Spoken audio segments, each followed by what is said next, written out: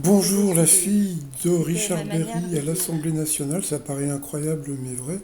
Elle a été auditionnée lors d'une commission d'enquête sur l'inceste. Son témoignage contre son père, Richard Berry, est glaçant, elle en tremble.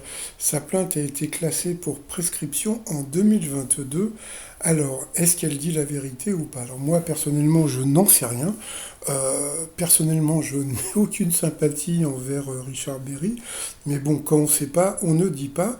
Par contre, moi, je me suis posé une question qui n'a aucun rapport, quoi, qui a un petit rapport avec cette histoire. C'est, en général, pour connaître la vérité, on pense toujours euh, au sérum de vérité, ce fameux sérum de vérité. Alors, j'ai posé la question à l'intelligence artificielle. Est-ce que ça marche et qu'est-ce que c'est? Alors, le terme sérum de vérité désigne plusieurs substances, surtout des barbituriques ou d'autres psychotropes utilisés pour tenter de faire parler quelqu'un contre sa volonté lors d'interrogatoires. Les plus connus sont le pentotal, le scopolamine, d'autres comme l'abopartital, le midazolam ou même l'alcool à haute dose. Ces produits ont été testés pendant les années 20-30 par la police, les militaires, la CIA, le KGB et dans certains pays encore aujourd'hui comme en Inde avec la narcoanalyse. Eh oui. Alors ensuite, qu'est-ce qu'on peut voir?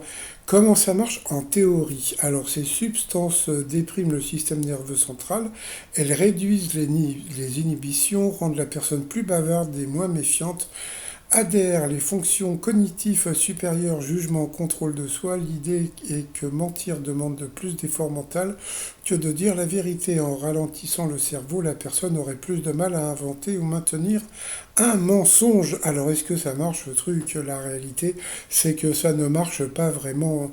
Il n'y a pas de garantie de vérité. La personne devient très suggestible, pardon. Elle peut dire ce que l'interrogateur veut entendre, inventer des souvenirs faux, mélanger réalité et fantasme ou simplement dire n'importe quoi.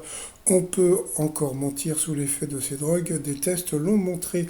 Des informations obtenues sont souvent peu fiables et contaminées par des déformations.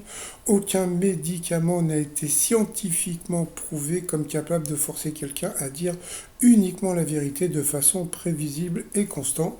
Moralité, et ben en plus par rapport à la légalité, eh bien bon, c'est pas recevable. Donc de ce côté-là, alors est-il coupable ou pas? Eh ben on espère que justice soit faite. Mais bon, à suivre. Bye bye.